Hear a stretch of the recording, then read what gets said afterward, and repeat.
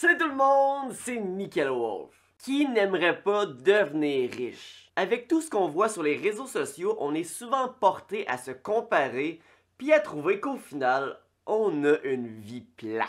Le rêve de devenir millionnaire est un rêve que la majorité semble partager. Mais devenir riche, ça demande généralement du travail, des efforts, du temps, de la discipline. Puis c'est pas tout le monde qui a ni le temps, ni la motivation, ni même l'intelligence de faire ça. Mais heureusement pour eux, l'Auto-Québec existe. Et il nous rappelle bien sûr que devenir riche, c'est beaucoup plus simple. Un billet de loterie, c'est pas cher, c'est plaisant, ça fait de mal à personne, selon eux. Avec des gros lots qui dépassent les 60 millions, j'avoue que ça fait rêver. Gagner à la loterie, ça me rappelle un proverbe. Donne un poisson à un homme, il mangera un jour. Apprends-lui à pêcher, il mangera toute sa vie. Une personne qui n'est pas capable d'atteindre le million soi-même est généralement une personne qui ne saura pas comment gérer ce million. Je dis 1 million, c'est plutôt gérer des millions. Alors gagner à la loterie, c'est parfois un cadeau empoisonné. Et la famille Lavigueur en est un parfait exemple.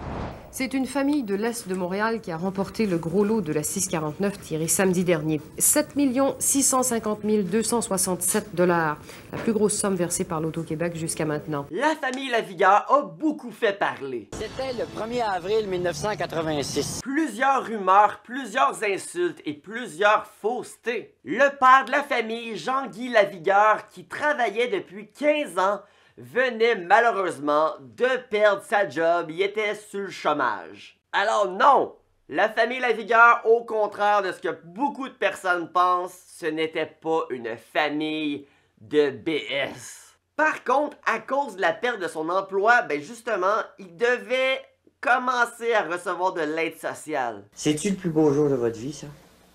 Oui. Ah, ouais. Ça... Même j'avais mon chèque du bien-être social dans ma poche. J'ai pas pu le changer.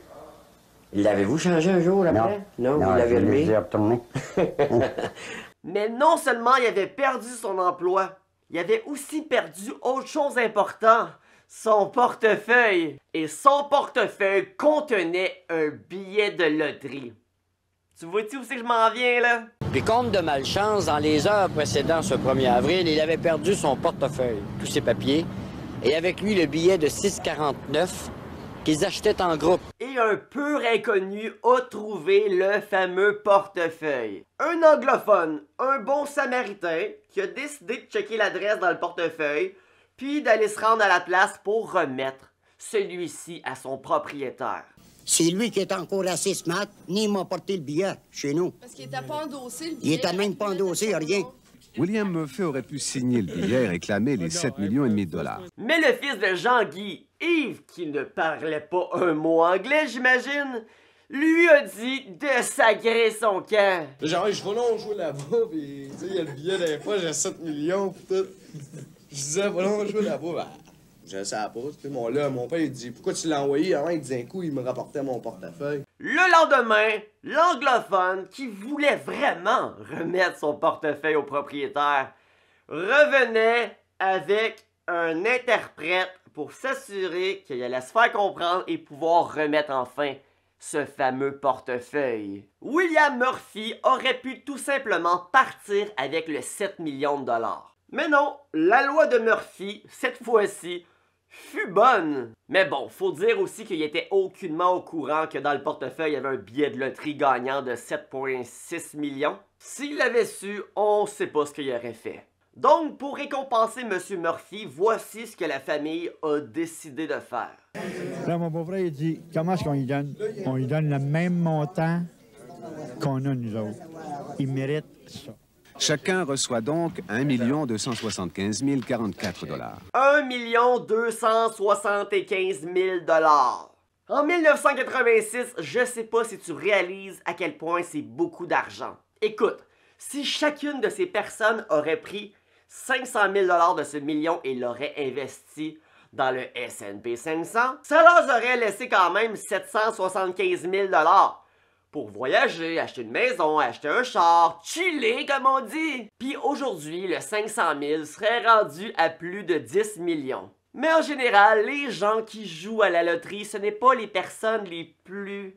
c'est pas le genre de personnes qui pensent autant sur le long terme. Ou qui sont vraiment rationnelles. Parce que si tu serais vraiment rationnel, t'achèterais pas de loterie. Moi, ce qui m'intrigue, c'est qu'est-ce qu'ils ont fait de leur magot. Chacun d'entre eux. Alors, j'ai fait des petites recherches. Commençons par Jean-Marie, le beau-frère. Avec l'argent, il va y avoir de la 600 000 qui va être placé.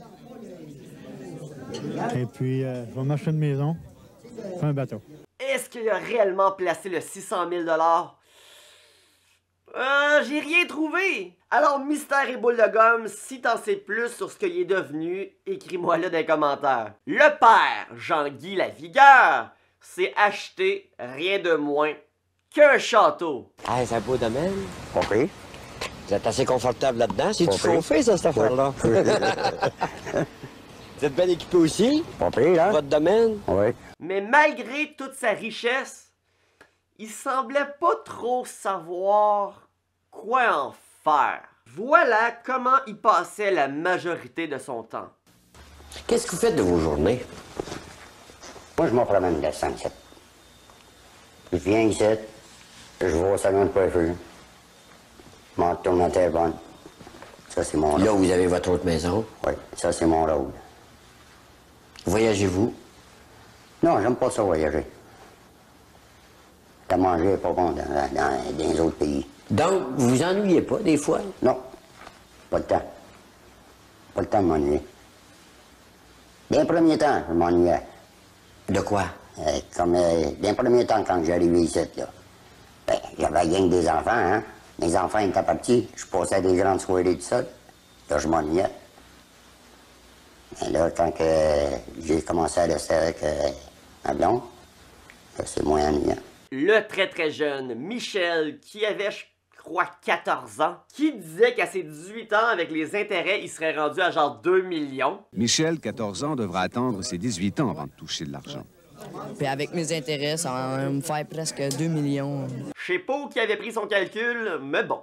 Il a été retrouvé pendu à 32 ans, laissant sa conjointe et ses 2 enfants dans le deuil. Pourquoi?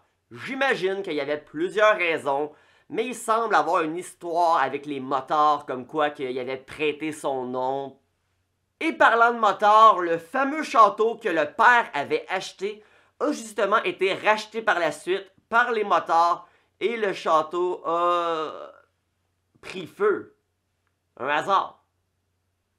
Gagner à la loterie, ça apporte un lot de problèmes. Par exemple, Louise Lavigueur, une des filles de Jean-Guy, n'avait pas participé à l'achat du billet de loterie. Alors, elle n'a pas gagné, ils n'ont pas partagé avec elle. Elle avait donc décidé des années en cours. Dans votre famille, maintenant, vos relations ont changé avec les membres de votre famille?